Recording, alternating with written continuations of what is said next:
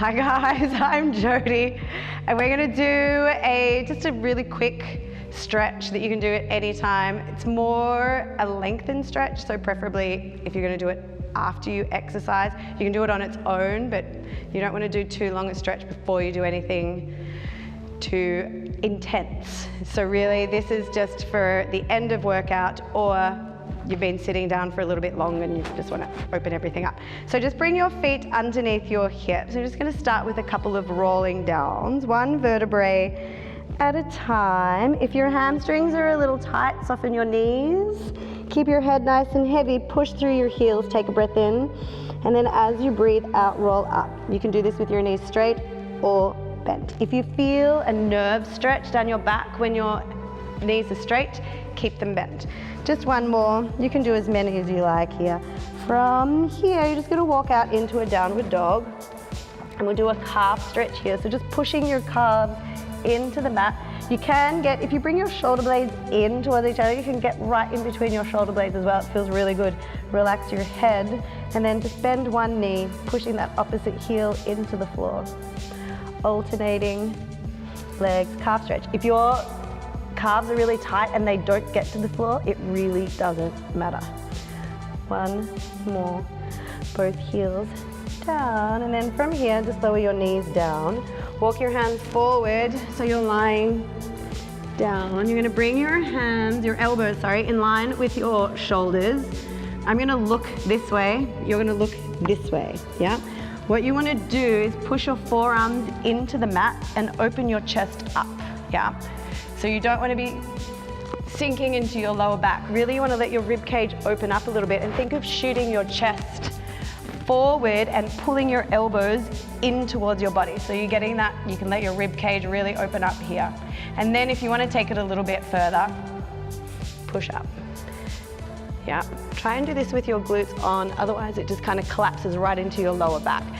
So if your glutes are on, you can bring your armpits to the floor and then lift your chest up a little bit higher. And then slowly lower down. You can do that if it feels great, keep doing it. Come on, up. And then from here, let's go into a hip flexor stretch.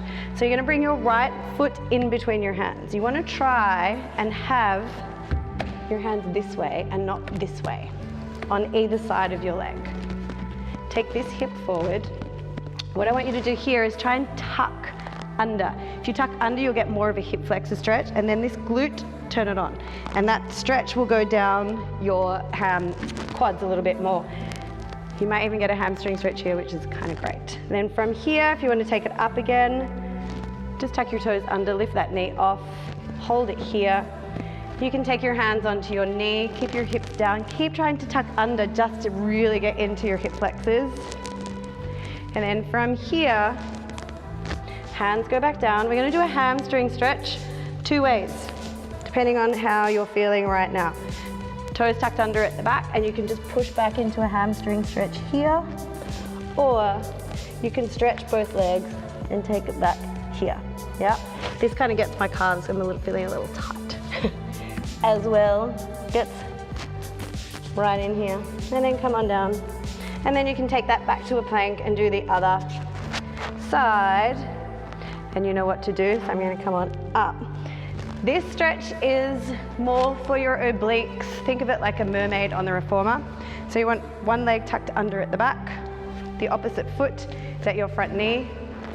Same leg, same arm as the leg that is out, take it out, lift this arm up and reach it over, and it stretches all along here, like the mermaid, it's great.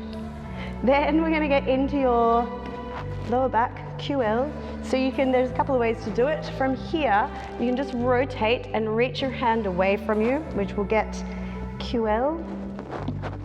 Or you can take your hand around that knee and then just lean back here. If you have any disc issues, this one is not for you. This one would be great.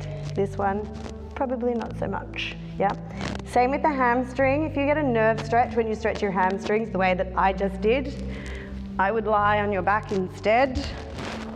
Bring that knee into your chest and then try and stretch from there. And that will just take that nerve pain out of your back, and you'll get a good hamstring stretch here.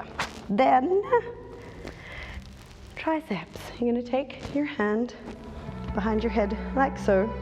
Push that same foot into the floor. Try not to lean your hips out. You want to try and stay straight. And then you're going to lift up and over. So you still get a stretch here. And if you turn this glute on, you're getting a stretch pretty much all along this side.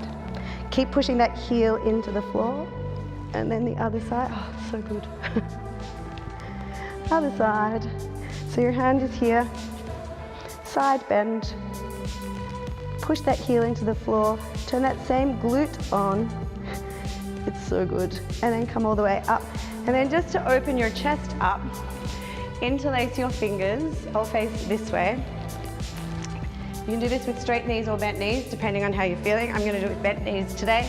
And then just take your arms overhead. Yeah. If that doesn't feel good in your shoulders, it's not for you.